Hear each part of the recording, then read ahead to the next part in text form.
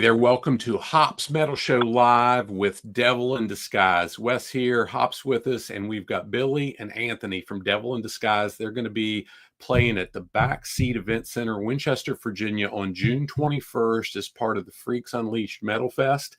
And we're thrilled that we get a chance to chat with them today about that event coming up and just learn a lot more about them. They're based in Baltimore. We're going to hear a lot more about who they are, what they do, and why they do it. So, guys, do you want to say hello quick? Thanks. How's it going? How you doing? Glad y'all could make it. Thanks for having us. We're thrilled to be here. I guess you want to just tell us a little bit about your band, how you got started, and all that good stuff. Yeah. I'll take that one, Anthony. Yeah. Yep. Well, we started in 2018. Originally as we were actually from an old band. We were doing a reunion show. And then me, the singer who couldn't make it today, we decided to, we did a reunion show, decided we wanted to change things up a little bit. And then we got a couple of other members, decided to kind of see where things went more of a hard rock kind of, direction. And then, just went from there. Very cool. So, guys, we talked not long ago with Chris Jacob. We were all talking about Chris a little bit before we went live here, and fantastic guy. We've heard a little bit of his stuff with the last two. A few weeks ago, we talked with OJ from Byzantine, and their music's pretty heavy. Talk to us a little bit about how, because you just mentioned hard rock, Anthony. Billy, how about you tell us a little bit how you guys chose to be on the bill for this festival coming up at Backseat? So the awesome thing about what Anthony and Jay came up with and the story he was telling you about in the reunion is they were in like more of a metalcore, hardcore type band before, and they wanted to kind of just move away from it. And I truly believe that they found that perfect balance between metal and hard rock. We're able to go and play shows on Metal Fest where we might be the lightest band, but we're still relevant, or we could go play a show on a rock fest and we may be the heaviest band, but people still like what we're doing. So we're trying to really thread the needle of, what would be just a typical metal scene versus what would be like a blended scene between metal and rock. Mm-hmm. That's very cool. Guys, so String's not with us today. Hop and I have a lot of the hairband roots. String likes a lot more of the heavy stuff, but what you just explained, Billy, is just exactly what I could get into. I enjoy some heavy stuff, but more the hard rock and the hairband type stuff is where I dig. So appreciate you explaining that. I know that's one thing when I listened to three streaming tracks, that was what I heard, was like just a balance of both, both of what you was saying. Yeah, I think, there becomes like a point in time. And listen, I'm the biggest metalhead out there. I love Lamb of God, As I Lay Dying. I mean, you name it, as hard as you can imagine, I can find beauty in that music. But there becomes a point in time where, there's an amount of screaming that is just too much and it starts to drive certain people away. Yeah. And we're trying to strike that blend because there's a lot of passion and emotion that goes into the music. And we're trying to strike that blend where people can get that rage and anger out in their, in our set or as a part of our performance with us, and also be able to touch other emotions within themselves. We want it to be something that as many people as possible can connect to, that like rock and like metal. Yeah. Yeah, I guess I'll let ask Anthony can answer first, and then Billy. I guess what are some of y'all's influences? I would say directly band wise would be like I know a lot of the guys, they like the the Bullet for My Valentine, the Breaking Benjamin, that sort of thing. I mean, we all kind of have our own little thing going on as far as personal influence, I guess. I would say, I mean, those two would probably be the biggest, at least at the start of this whole thing, actually. But as things progress, it seems like it's, influences can kind of change, and you pick up, kind of new influences or things like that. So it's kind of ever changing, I guess. Anthony, Yeah, I'm going to dig some a of- little bit deeper before we give Billy the mic on this one. Okay. So at the guitar store a couple years ago, the guy says, "Hey, what kind of stuff do you like?" When I'm trying to pick out a new guitar, because I'm just dumb as a box of mud on that. And I said, "So what I like and what I think I can play are wildly different things." For you, you mentioned it could be different for each of you. What is it for you? What would you say is your primary influences, Anthony? I think being bass, I like this. I like this band called the Omnific. It's pretty cool. It's actually 2 bassists and a drummer. Wow. It's pretty cool. Heard that. But I mean, we all kind of like a lot of the same stuff. I would say, I don't know. Like I said, I mean, I like a lot of the metalcore stuff. I like the the As I Lay Dying, the Kill Switch Engage, that sort of thing. Lamb of God, stuff like that. So, Billy, I got to ask him one Devil more. Driver for sure. Yeah. I'm going to ask him one more, and then we'll come to Well- you with influences, Billy. Anthony, I got to know. Yeah. Cliff, Jason. Well, one or second. Robert? Hold on. I want to add something real quick, because there's an interesting aspect to this that I think will give you more of an idea about the question that you're asking, Anthony. And the inside information is Anthony used to be the drummer and has played drums all his life. So his influence has changed dramatically from, when he was coming up as a drummer to where he is now as a bass player. So with that additional context, I think, that may help understand. I think he's trying to focus his answer on bass, but I think his influences dig back to his time as a drummer too.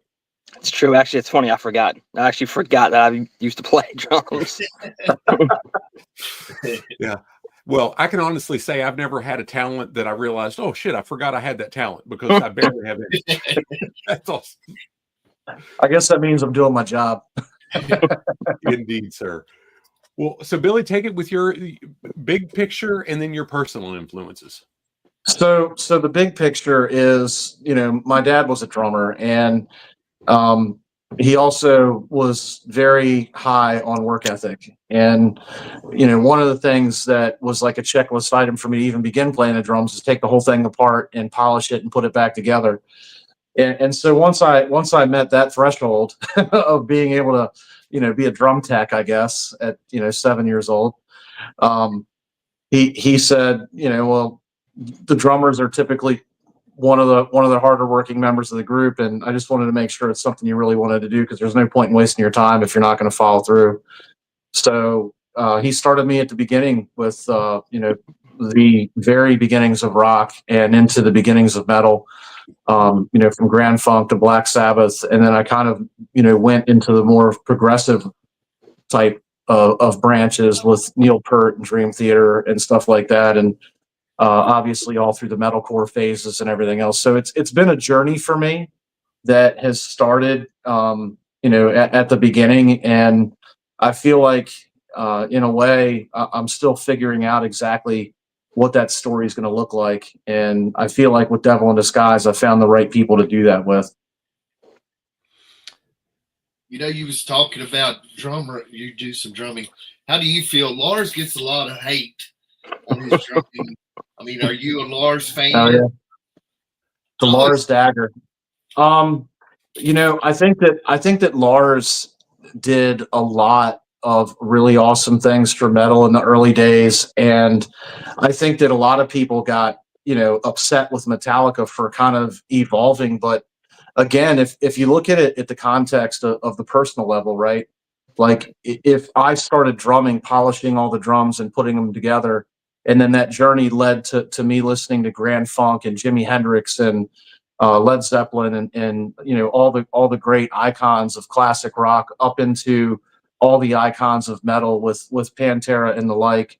Metallica is obviously in that conversation, and I think if you listen to the older stuff, you could tell that there was a guy there that was focused on chops. And I think as his story evolved into more business aspects of Metallica, because Metallica became huge by and part a lot to do with the way that guy thought and the way he addressed the industry and the way that he kind of interrupted the status quo. And so I think as a drummer now, I sure hope that I can play drums as good as he does when I'm his age, and I'll leave it right there.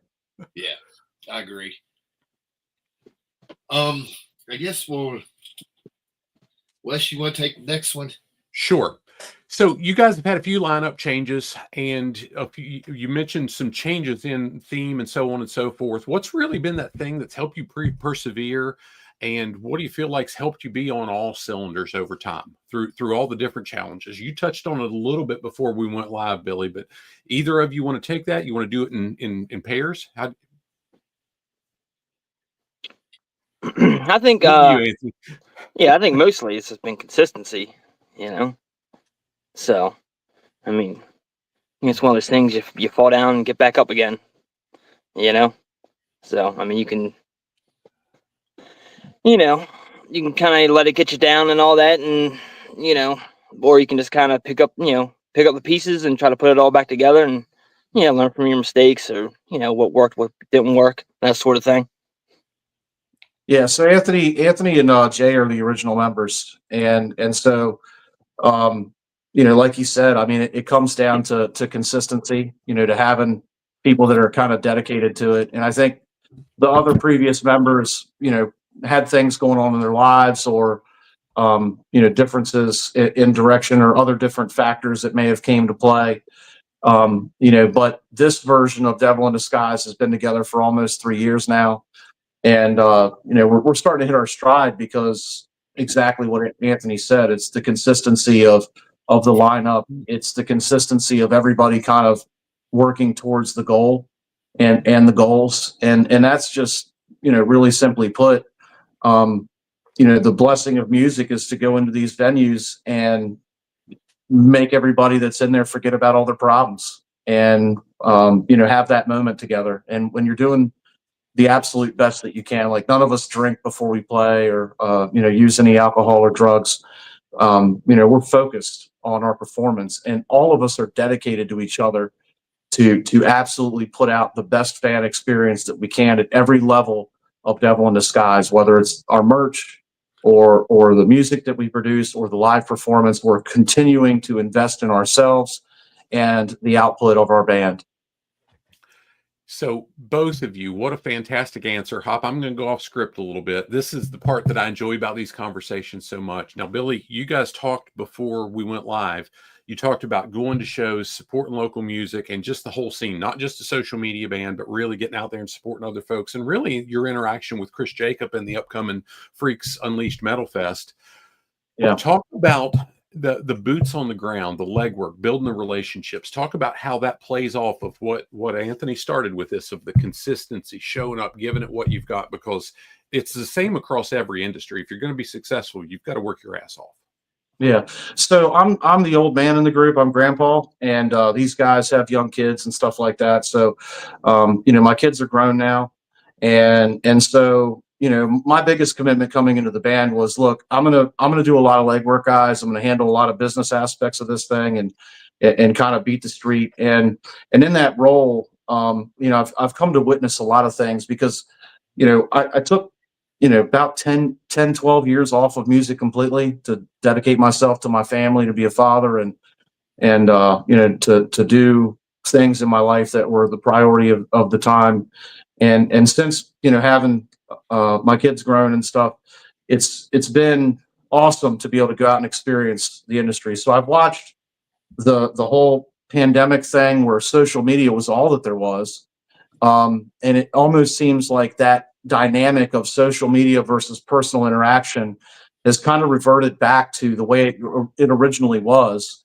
And what we're doing now is we're kind of grassroots, underground, building up the industry again, through getting out there to these venues, through bringing our friends and our family out, to just building that whole network of people that just want to come out and see live music. And I think people are starting to feel like they can come out. And I think, honestly, there's so much saturation in social media. So many of our kids are just spending all day, every waking hour in front of social media, whether they're on the camera or consuming it.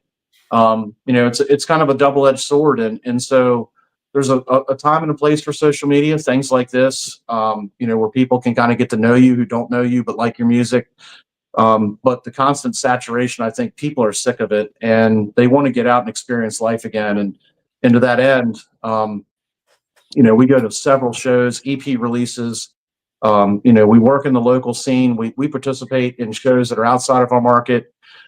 We help promote shows that we don't even play. If there's something going on and it's friends of ours, we try to shine that light in every direction. And that's what we're all about is, working hard and grinding and making sure that we're shining light on our personal causes as well.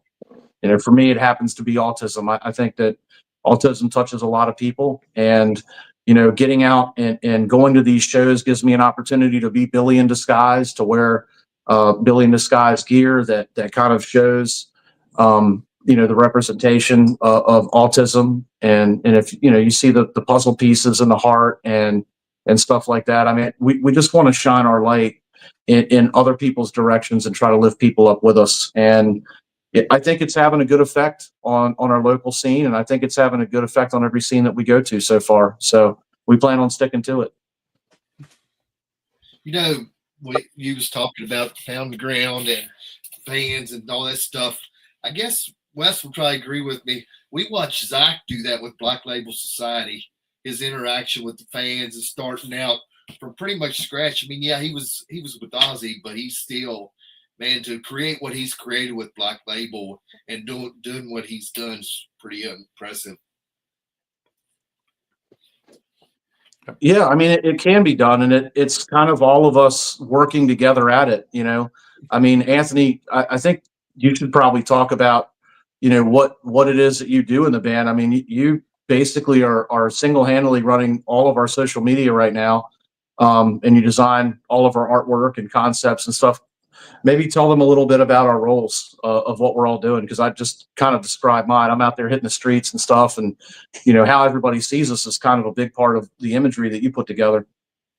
Yeah, I mean, I do a lot of the behind the scenes, or some behind the scenes social media stuff, or designing a t-shirt, or making some sort of promo video. That's why I think it's almost like a balancing act when it comes to the social media stuff, and then also getting out there. You have to have both, I think, nowadays to make it work. You can't have too much of one or the other. Let's talk about some of the designs. Like, what helped you guys come up with, like, tell them about the different t-shirt designs that we have right now. Like, we've got one that's kind of like Maryland cult classic murder horror type thing, and the anime stuff. Like, kind of run through some of the designs that you came up with and what you got, how you guys came up with it, type stuff. Some of it I came up with on the whim, really. But yeah, I mean, well, some of it, with some like the horror stuff, we were kind of is leading into the new album thing we're going to be working on. Or we are working on. I mean, we have a bunch of stuff that we haven't even really released. I know you like Billy. You like that that retro thing I had. Yeah, I do. Yeah, we got like a Miami Vice style. Yeah, tank top thinking about doing on. like you said, a summertime tank top type thing for that. That'd be pretty cool. 80s, Yeah, that like grid and the that sort of thing. Yeah, do like a white top with like a blue cut, like in the hat, like in half. Yeah. I just picture rocking Cubs. Yeah, so we got like a Blair Witch t-shirt too, kind of type thing. I mean, I'm not going to say it's exactly, but if you look at it with your eyes squinted, you might think it, well, that looks kind of like the Blair Witch thing, but we're not trying to get DCMA'd over it, so you can only you can only buy it at a show. We're not selling it online, right? Yeah. But yeah, I mean, there's other cool concepts. How about the original logo, Anthony? The original logo we actually got someone else to do. It was, I don't remember his name. It was someone Jay got to do, but apparently, I can't say for sure, it was the same guy who helped do the corn logo. So yeah, that's what I was told. Backwards are, baby. I mean, it just makes all the difference in the world. Yeah. It was a smart. I mean, it was smart marketing. I guess it worked really well for them. Yeah, it absolutely did. Yeah, sometimes simple sells. I mean, we get a lot of compliments on our logo from promoters and people that are in our local market. Well, I mean, you look. Iron Maiden, I mean, that was their big thing when we was in high school, was their artwork. That's what they was Yeah. known for. They probably sold tons of albums just on their artwork. Yeah. Yeah. Even the old horror films in the 80s, man. I mean, the film could probably be like the most terrible film ever, but if it had a great cover back in those days, it was like people were going to rent it, like good old Blockbuster video days. Absolutely correct. That's some Yeah, awesome. kids don't know about those times. Please be kind and rewind. Or you pay $1. Yeah. I don't even think I have a VCR now. They'll charge you triple. They'll charge you triple what it originally cost you to rent it if you're a day late. Oh, You panic and call them, making sure they're still open till 6. Hop and I had a roommate way back that was notorious. He would frequently get calls from the video store about, hey, you've got 14 different things that are 2 weeks late, and it was almost like take a loan out type stuff to catch it back up. It was a running joke. Yeah, I mean, everybody acted like it was their library card. They charge you like 75 cents if you turn something back 27 years late or something. Oh.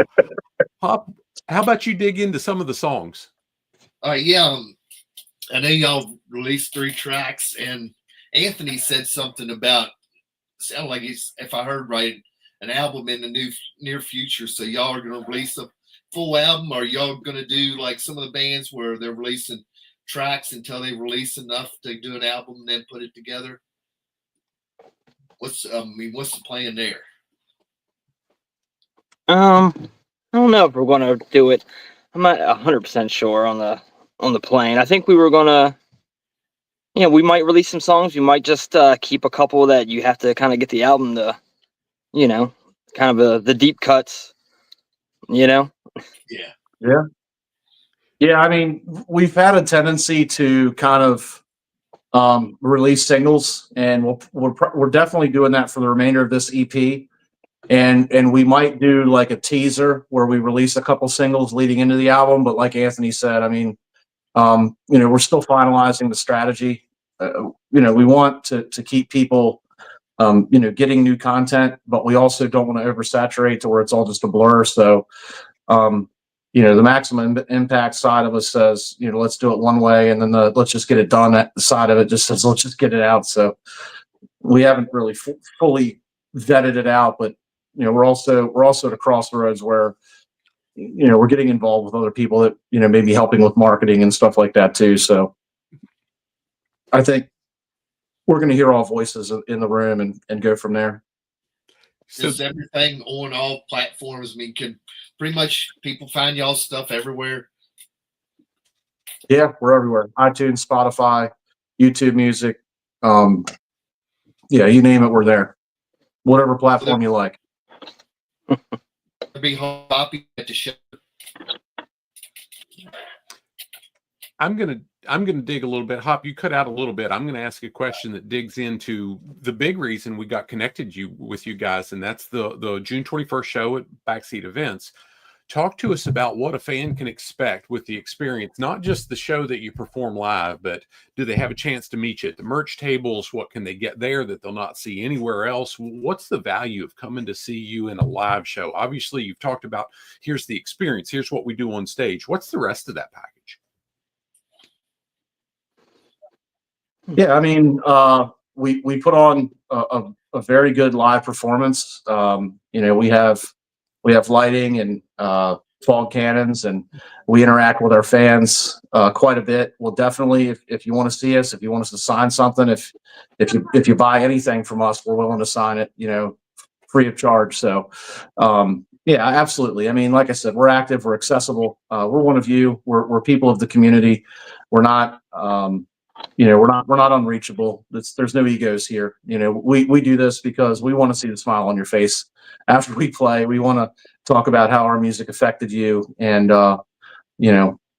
make sure that that you feel like you've been heard and seen, and that you matter. It's important to us that everybody knows that we give a crap about our people, everybody around us. And if you spend a hard-earned dollar to come and see somebody else play, and we just so happen to be there and we played and you liked us, don't feel like we're not approachable. I mean, we're obviously here to to make sure that you had the best experience that you could when you came to see us play.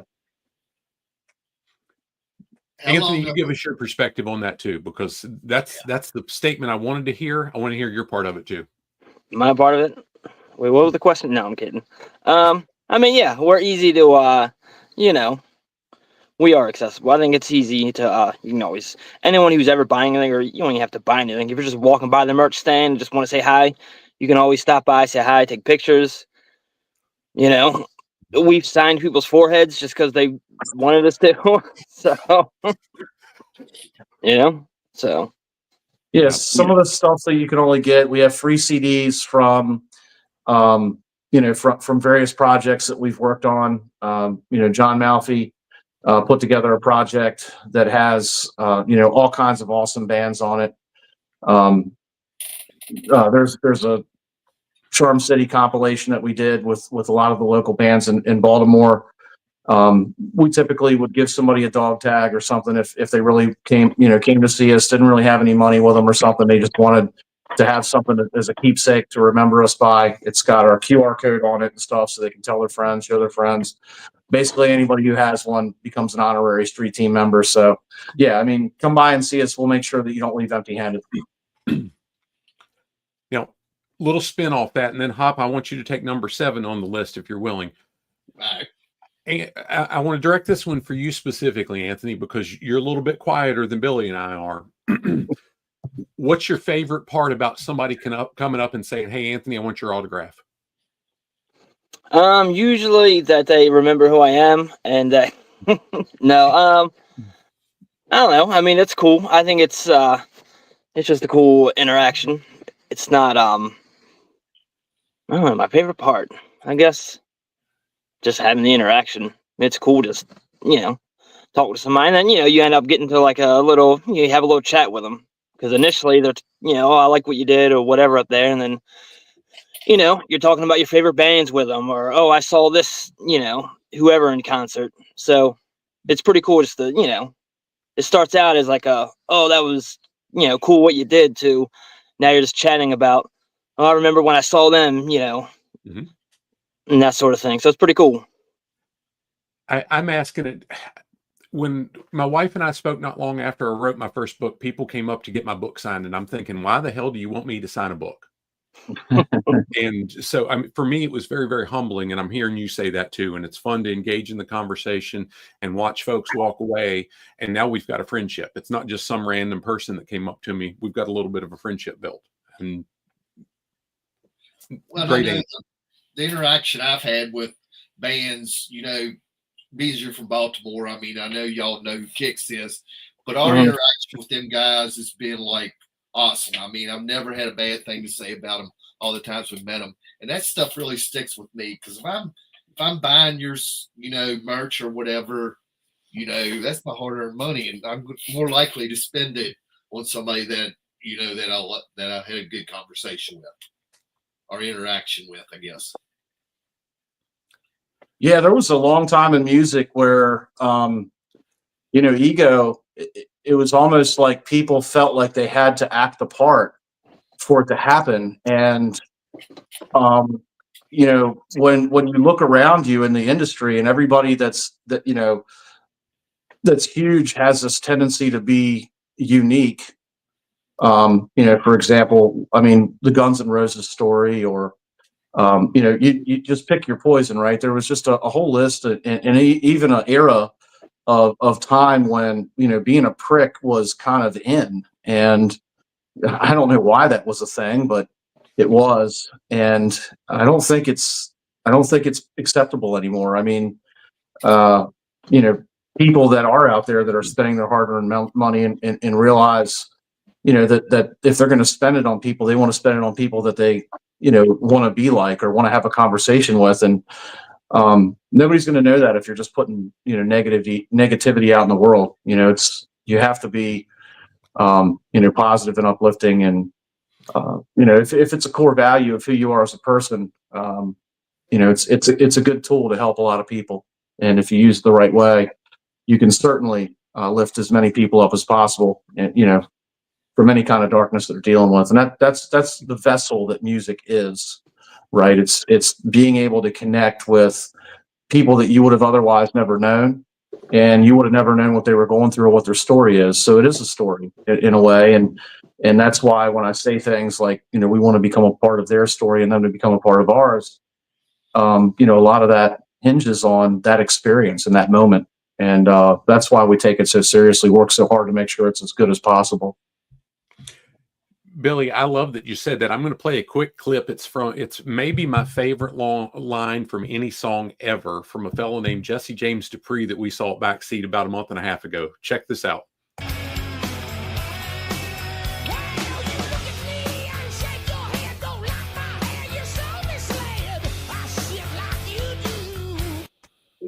That's why we got to be nice to everybody. 100%. Yeah. Yeah. Yeah. Nobody wants to see that side of it. No. Hop and I saw a band in the late 90s. I'd always been a fan. I won't name them, but they were in a Geico commercial not long ago where the lead singer was an absolute jackass from the beginning of the show. And I loved them. I love their studio stuff, but I've had zero desire to listen to them ever since for that reason. That's awesome.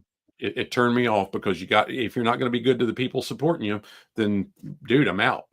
The awesome side of that is at least you got to see that side of them before you spend any of your hard-earned money, right? Well, I had spit on their albums, but at the end of the day, I didn't care about the meet and greet afterward. I can tell you that. Okay, dude, I'm done. You know, that's one of the things, man, in life, man, is you know what? You do one negative thing and 100 people hate you. You do one positive thing, you're lucky if 5 people look your way. You know? That's right. And you got to be but it doesn't matter if you're not doing it for that. And that's the big problem with social media, right?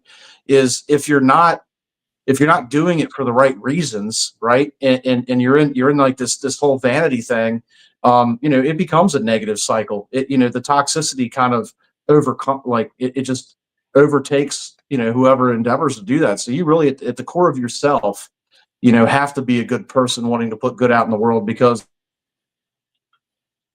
just going to end up, you know, getting gobbled up by the system. You know, it doesn't work that way. I see Anthony must have gotten disconnected. I'll pay attention to if he gets back in. Hop, toss Billy your number 7 question. All right. Are there any exciting events coming up that fans come out to see live? I mean, we know we got the backseat thing, but do you want to plug all that stuff?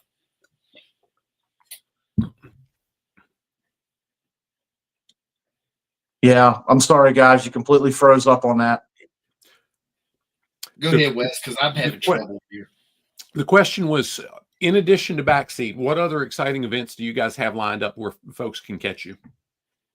Awesome. Yeah, I'm glad you asked that question. So we're pretty much taking off the month of July right now, unless some crazy huge festival calls us and we're able to make changes to our plans. You know, the last week of July is for us and our families. We always take that time of year off. You know, it's in the dead center of a lot of good festival seasons. So that's why I say that caveat. But August the 23rd, we're going to be doing, I believe that's August 23rd. Maybe one of you guys can check the calendar for me. That Saturday in August, we're going to be doing our EP release at Fishhead Cantina in Halethorpe, Maryland. It's going to be an awesome show. We haven't fully solidified the lineup. We're going to lock it down and announce and launch the flyer here in the next couple weeks. As soon as we get beyond this event, I will tell you one of the bands that's going to be playing it is Veer with us. They're going to co-headline the event with us. But the 21st, we're doing the festival. The weekend after, they're going to have a really big show that they're doing as well. I believe it's a festival for them as well. And then when they get back in town that Sunday, we're probably going to launch, you know, the EP release so that everybody can get all the information they need, know who's on it. We typically do Main Street Music Festival in Ellicott City in September. We have not completely locked that down yet, but if people are in the area and they want to see us, you know, give a call to the people that run that festival and let them know you want Devil in Disguise there, of course. And then in October, I believe it's the 26th, we're going to do the Skull House Music Festival with Dustin Cron, and it's going to be awesome. There's great bands on that lineup. Carbon Stone, Anoxia, really good friends of ours. called Roaming Figures, which just happened to jump on the show, the festival for the 21st. This is the kind of awesome person that Chris Jacobs is. Okay. He comes out to support us at Never Early Fest, buys tickets. They're not cheap, $40 a pop. Okay. Drives all the way to Baltimore, watches our set, and I get off the stage and I say, Chris, you got to watch these guys. He was running down to catch somebody else out. He ran right back upstairs, stood there for the whole show and said, oh my God, I got to meet these guys. You know, let's make a connection. I brought all the guys from Roaming Figures downstairs. We all sat down and talked and figured it out. And I don't know if he's announced it yet, so I might be breaking news, but Roaming Figures is going to be on the Freaks Unleashed Festival on June 21st, and they are absolute fire. So this is the kind of things that happen from that natural, organic experience, right? When Chris reached out to us, he sent us an email. I said, Chris, I love the fact that you're professional and you want all your answers through email, but I'm a phone call guy. Can you give me a phone call?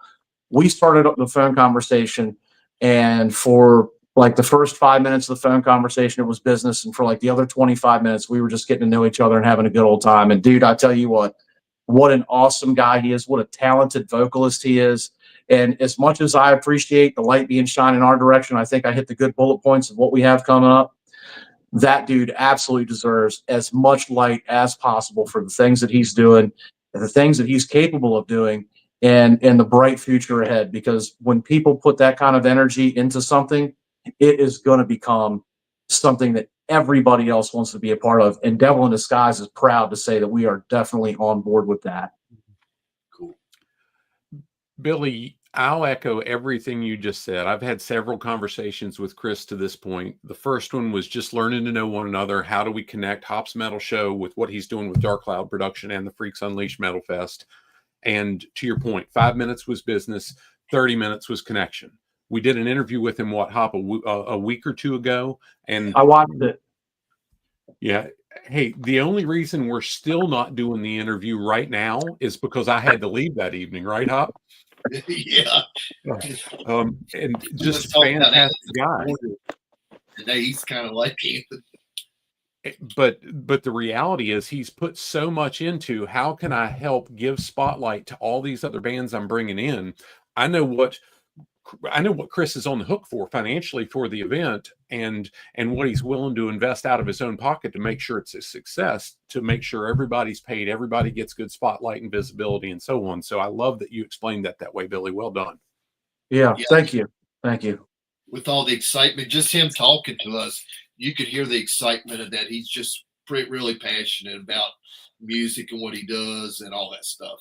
Man, as soon as I got off stage, that guy ran right up to me. He knows I'm sweaty as hell because he's a musician, right? Yeah. And he just gave me a big old hug and he said, man, that was awesome. You know, and that right there, when I made him feel that good, you know, because I mean, you think about all those barriers you have to cross as a person to just go up and hug some sweaty dude. You know what I mean? It's a lot of love, man. So, I mean, 100% right back at him. I mean, Chris is a phenomenal human being. I mean, I like to see people like that because I know with me and Wes and String, we do the show more for the love of music than anything and to help you guys out and get your music out there. And, you know, kind of like how you said, pound the streets. We're just pounding the YouTube. Yeah. Anthony, give us some parting wisdom.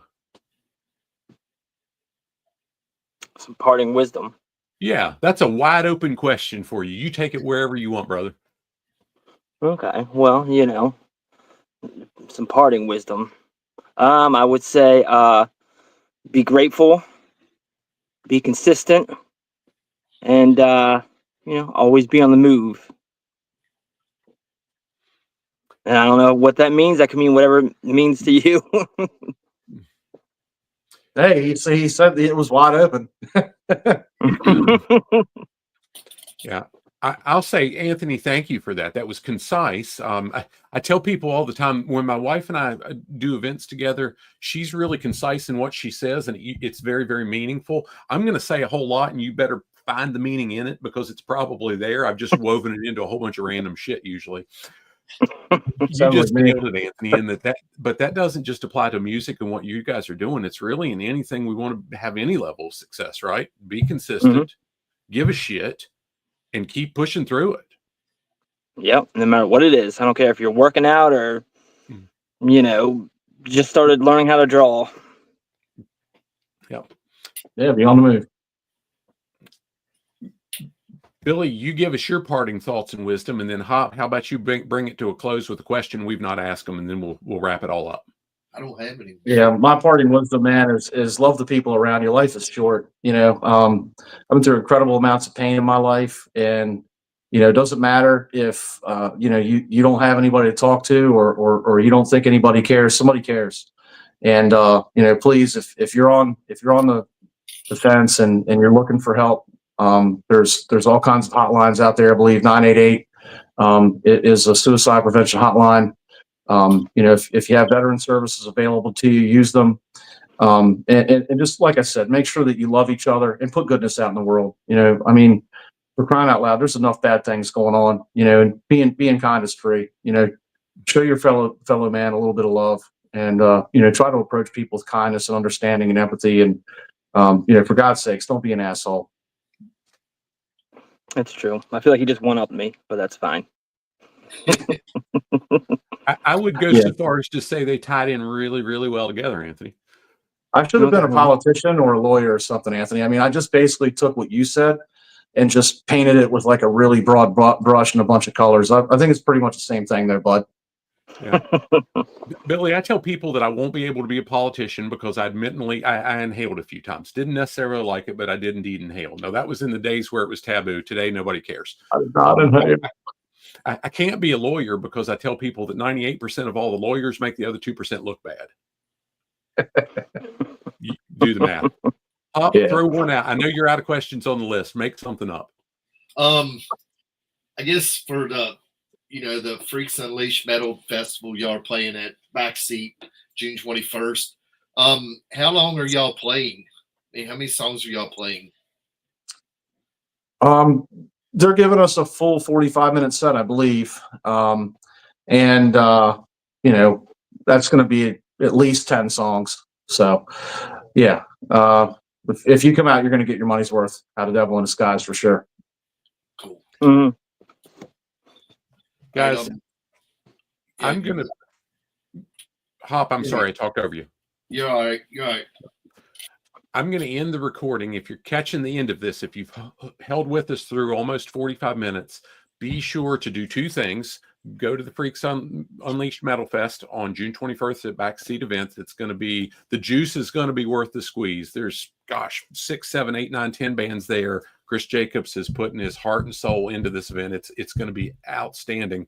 And you've gotten to hear several of the different ones that we've gotten to chat with a little bit on that. The other part I'll say is follow them on their socials. It's not the only place, but that's how you can pay attention to where they're going to be and how you can get to know them on the streets that Billy and Anthony was talking about with that. We appreciate you being with us. Look forward to seeing you guys soon on Hop's Metal Show. Guys, thanks for being with us today. This was awesome. Hang tight with us a little bit as they end the recording. Hop Metal Show.